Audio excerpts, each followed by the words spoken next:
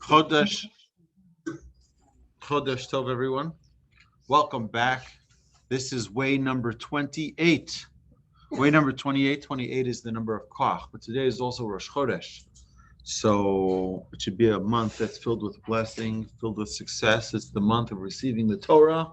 It should be packed with tremendous learning, with tremendous knowledge, wisdom, and growth.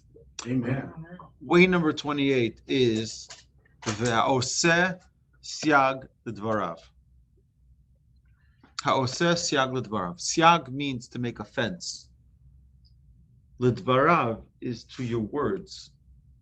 So there's a number of things to understand when we talk about this way, this tool for maximizing life. Number one, that it's to your words. Be cautious with your words. Don't use words that you don't want to use. Right? There are people that we all know that run their mouths, that speak in a way that's not refined. And if we don't make an intentional boundary between us and using those words, it's inevitable that we'll start talking like them. I've seen people go into the workforce, and within weeks or months, they start talking with the same foul language as the people around them. They just, because that's what they hear all the time. You have to set a boundary for your words, but it's not only your words. It's also all of the things that go on around your life. If you want to maximize things, you have to create a boundary for them. Boundaries are the most important tool for maximizing pleasure. Someone who eats all day doesn't enjoy his food as much. Someone who limits, you know that I just sat this week with a winemaker. So I asked him, do you like drinking wine? His answer was, I like tasting it. I like tasting wine. You know why? Because if you drink too much wine, you get drunk and then you don't taste anything. Do you know again, this is not a scientific study, right? I think we mentioned this yesterday, right? The population with the least alcoholics on planet Earth are wine connoisseurs. You know why? Because they want to taste the wine, they want to enjoy the wine. If they get drunk, they're not going to enjoy it. You have to have a balance. You have to have a boundary in order to maximize any pleasure. You go to the beach every day, eventually you don't enjoy it. Now, how many times do you go visit your family in Miami, you're like, you can never get sick of this beach. It's just so beautiful. And they're like, oh, we haven't gone in 3 years.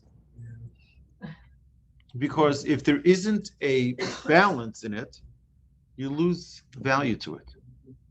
The first time you drove a car, the first time you sent a text message, like, oh, this is amazing.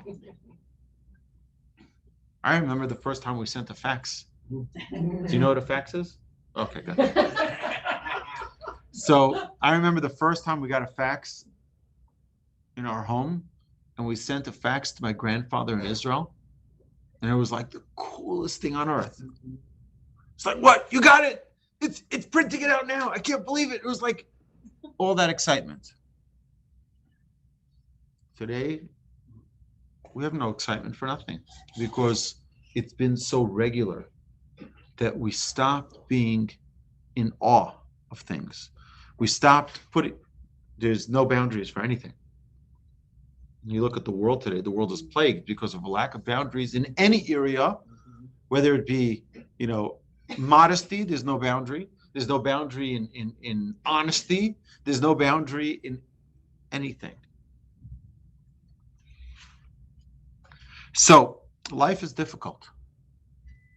When you have tough work, you need tough tools. You're gonna have to, if you don't protect yourself, you'll lose self-confidence and give up on life. We need to always be protecting ourselves. Some people say, Rabbi, don't you think that if you don't have a television, you're neglecting your responsibilities as a parent, exposing your children to real life? I ask you, looking today, March 31st, May 31st, 2022, you open up the news. How many retarded things are out there in the news that we should never expose our children to, because this is craziness? And it's, I think, the best thing in the world to limit my children's exposure to it. It's bad influences. Whether it be Disney, Disney Plus, or any of those other crazy, woke, agendaed media entities, it's craziness. We have to protect ourselves, and we have to create boundaries. Wage war with strategy. Make a plan to know where you're going in life. We wage war against an enemy country. We also have an internal enemy. It's called the Yetzer Hara. And that Yetzer Hara, we have to wage war against him, but with smarts. Not to just shoot rockets, not to just send in tanks like Putin, but to be smart about it, to be strategic about it. We also need to not do it all alone, right? Enlist the help of others. Therapy is a very powerful tool that assists people in organizing life. I'm not a therapist. I'm not trying to sell, but I've sent many people to therapy. In fact, I have a new policy now that anyone who asks me to officiate their wedding and they're over the age of 30, I make it mandatory that they see a therapist, a marriage counselor. Why? Because forget all the craziness of the world.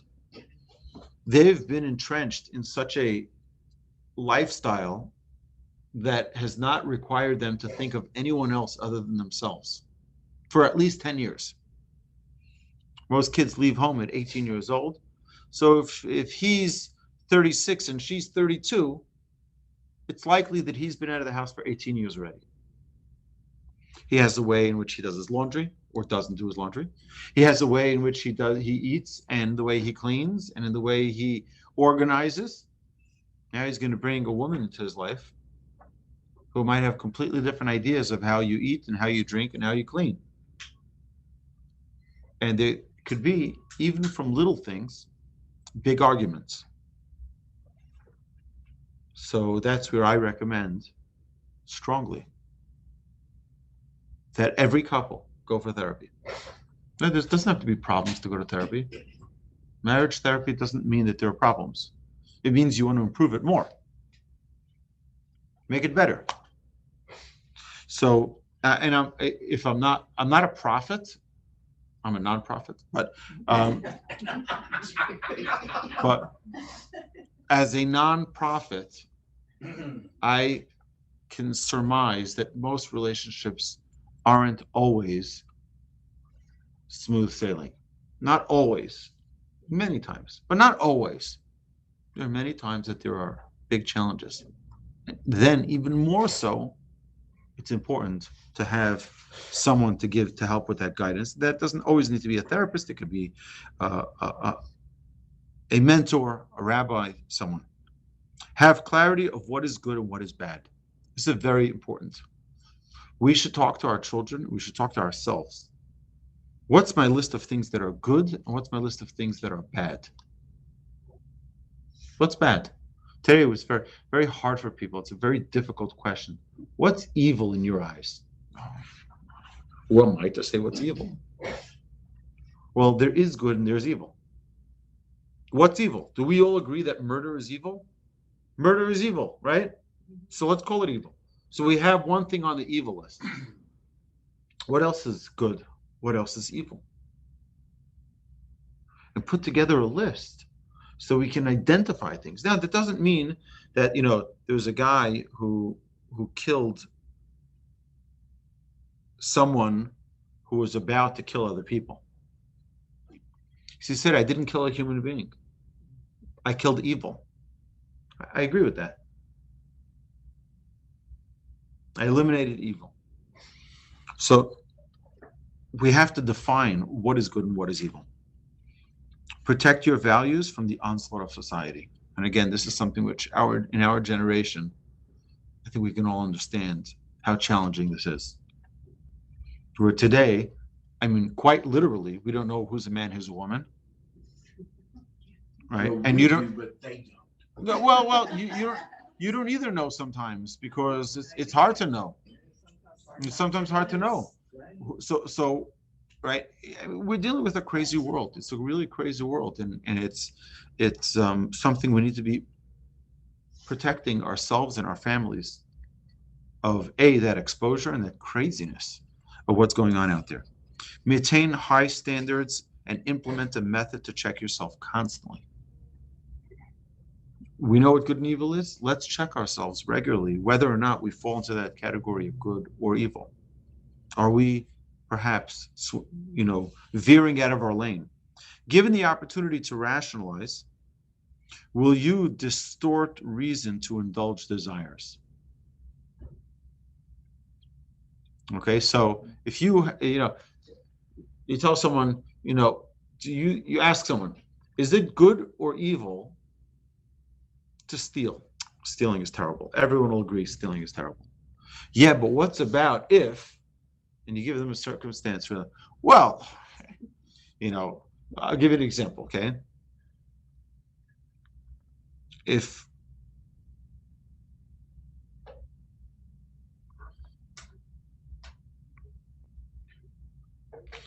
you see a thief running away, okay, you're walking on the street and they're running away from cops. The thief flies by, the cop flies by, and then you see, dollar bills flying out of the window, and they just keep on going. They're just going down the road. They're miles and miles away from you, but now you have all these $100 bills there.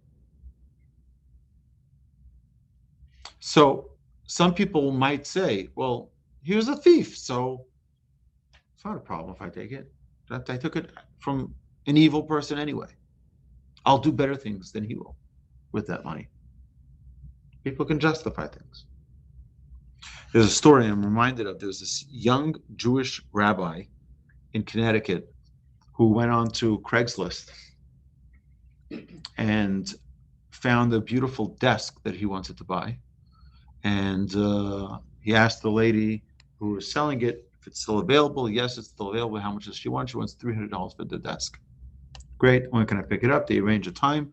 He comes to pick up the desk. He puts the desk in a truck, takes the desk back home.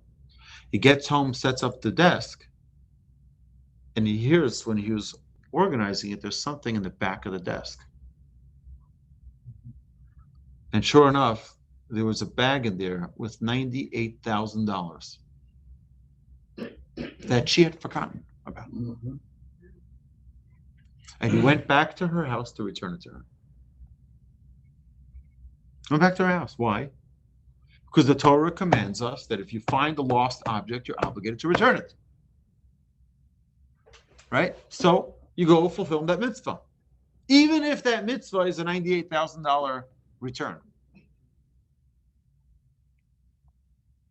But that's a mitzvah in the Torah. You find something, you return something. Things that are valuable, you protect from all harm, right? We protect our jewelry, we protect our children, right? How about our innocence? I was once in Austin, Texas, and it's the first time I was in Austin. You see those signs like we buy houses. You've seen those? Yeah. Right? We fix cars, right? We whatever. I saw one of those handwritten signs in the grass in the middle of in the boulevard in the part in the middle of the road at a red light in the grass, and it said in big letters, "Lost. my innocence, if found, and a phone number. Lost my innocence. That's devastating. But every person should learn their limits, create barriers for yourself. We make fences around the nuclear plant. Why? Because it's dangerous. Shouldn't we protect our internet, our TV, our guns? We protect our guns. We put them in a safe. Right? Our TV, and by the way, these devices have a very cool technology. You can set limits. If you find that there's a certain app that's distracting you, on an Apple phone, on an Android phone, you can set limits that turns off that app after a certain amount of time. So if you find yourself, I used to do that with Facebook. Now I don't have Facebook at all. But when I used to have it, I realized it was taking a lot of time, because we used to post all the classes live on Facebook, and it was like that was the Yetzer Hara's entryway. So what I eventually had to do is, before they had these time limits, I deleted the app. But we have to create those boundaries. And it's okay putting that line in the sand that I'm not willing to spend more than a half hour on an app or 10 minutes, whatever it is, but there should be a limit. Why? That's your fence to protect yourself from an explosion of time waste, of a time waster. We distance our children from bad influences to protect them. Right? Why don't we give our children heroin? Let them try it. What's the big deal? Let them be exposed to life, Let them learn on their own how to stay safe, right? It's not going to work. That's the answer I usually give to people who say, why don't I let my kids just have television and learn? Right? Because it's heroin. It's a form of heroin. Don't allow yourself to fall into a trap. Right? We need to prioritize our dangers. The Talmud relates about someone who could have found an alternative route to avoid seeing immodest women. What happened? The guy was walking along the beach. Now, the way it used to work back in the day, people didn't have washing machines, so the women they'd go all the women together, a group of women, they'd go to the beach and they'd clean their garment, singular. They didn't have many options, right, or garments. And while their clothes were undressed, they would wash their clothes, hang up the clothes, wait for it to dry, and then they'd all get dressed again and go. Right? It wasn't right. It's not like today we have multiple pairs of shoes and multiple pairs of changes of clothes. So this guy, the Talmud says, had the option to go around at a different block, one block off the beach. First beach. They had the first block off the beach. But he said, no, I'm going to go on the beach and I'm not going to look. I'm not going to look. You know what the Talmud says about such a guy? He's considered a sinner. Sinner? Why is he a sinner? He didn't look. He overcame his temptation. You put yourself into a place of danger. It's as if you've sinned. It's like someone saying, I'm going to go into the nightclub, but I'm only going for the food. Right? Or certain magazines, only for the articles. Right? Says the Talmud. You're considered a sinner. You know why? Because you put yourself in a place of danger. When someone sees that there's danger, it's one of the reasons why my wife and I have made a commitment that we will, God willing, never go to Las Vegas. I'm not a gambler. I have no desire to be in any of the things that Las Vegas offers to begin with. But a place that calls itself Sin City is not a place I want to be in. That's not where I want to be. Okay. I don't know. I'll never know. Right? I'm sure there is. I'm sure there is. Yetzer hara. What's that? What's true? There is a Jewish community out there. There's a very large, nice Jewish community. I lived there for a year. I lived in Vegas for a few years myself. I'm sure it's a beautiful community. But now it's a bunch of creeps there. The Talmud, all right, so you know the way it works. You fool me once, shame on you. You fool me twice, shame on me. Right? That's the way our Yetzer hara works. He tries to fool us once. Okay, so we got him. But if he fools us the second time, now it's our responsibility. My grandfather used to say, the second look is what costs.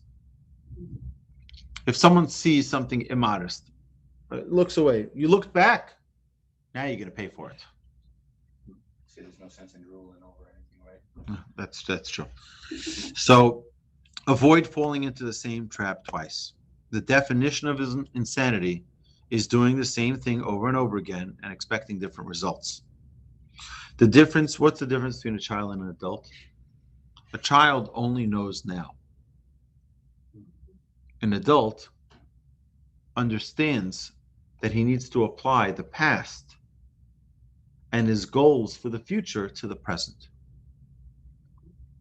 We're 3-dimensional. A child is 1 dimension. My children, when they were little babies, they didn't care that it was 4 a.m. When they're hungry, they want to be fed right now because the only thing they think about is themselves now. And the more we mature, the more we start applying the 3-dimension. We think about the past, how that worked for us. We think about the future, what our hopes and our dreams are, and then we apply it to the present. Remember your mistakes only for one reason, to improve for the future. You know, I'm not a fan of guilt. Guilt has only one purpose, to improve your future. Live without regrets. Do the right thing. You do the right thing, you won't be regretting anything. Anything that could go wrong will go wrong unless you take precautions to avoid it. Know the keys and save yourself the trouble. So this concludes way number 28. Make a protective boundary around yourself. I got a funny story about stealing.